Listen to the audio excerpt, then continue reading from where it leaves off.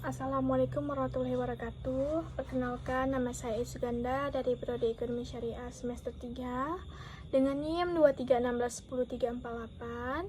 Baiklah, di sini saya akan membuat tugas video UTS dari Ibu Winasari Asmara, SESYME, yang berjudul Komunikasi Bisnis Melalui Surat. Komunikasi bisnis melalui surat adalah bentuk komunikasi formal yang digunakan dalam dunia bisnis untuk menyampaikan informasi, pesan, atau keputusan antara pihak-pihak yang terlibat, seperti perusahaan, klien, atau karyawan. Surat bisnis biasanya memiliki formal yang lebih resmi dan terstruktur dibandingkan dengan komunikasi lainnya, seperti email atau pesan teks. Surat bisnis dapat digunakan untuk berbagai tujuan seperti memberikan informasi, menyampaikan permintaan, mengonfirmasikan kesepakatan, atau bahkan mengajukan keluhan.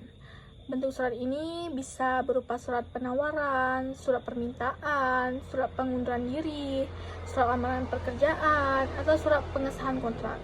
Atau komunikasi yang jelas dan profesional sangat penting agar tujuan dari surat tersebut tercapai dengan baik. Dalam penulisan surat bisnis, penting untuk memperhatikan unsur-unsur penting seperti salah pembuka, isi surat yang jelas dan padat, serta penutup yang sopan, dengan menggunakan bahasa yang formal dan sopan.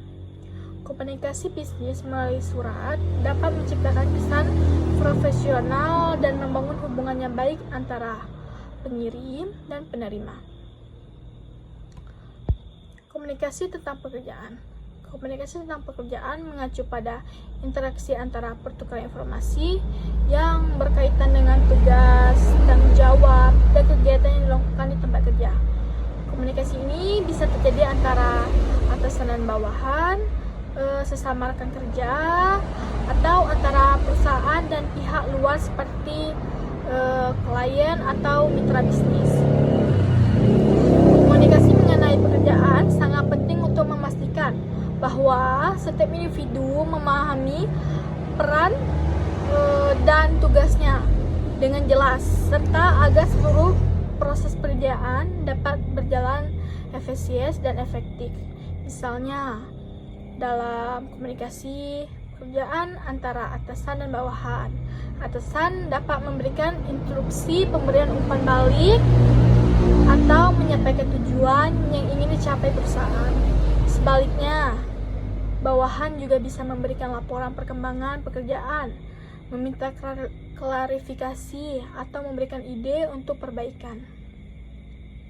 Di era digital, komunikasi pekerjaan tidak hanya terbatas pada percakapan antara tatap muka atau melalui telepon, tetapi juga melalui email, aplikasi pesan instan, atau platform kolaborasi online.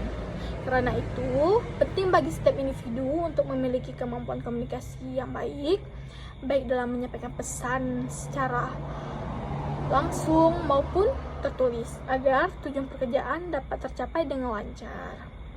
Secara umum, komunikasi yang efektif tentang pekerjaan dapat meningkatkan produktivitas, mengurangi kesalahpahaman, dan menciptakan lingkungan kerja yang harmonis dan saling mendukung.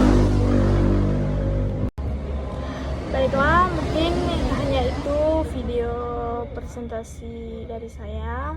Saya akhiri. Wassalamualaikum warahmatullahi wabarakatuh.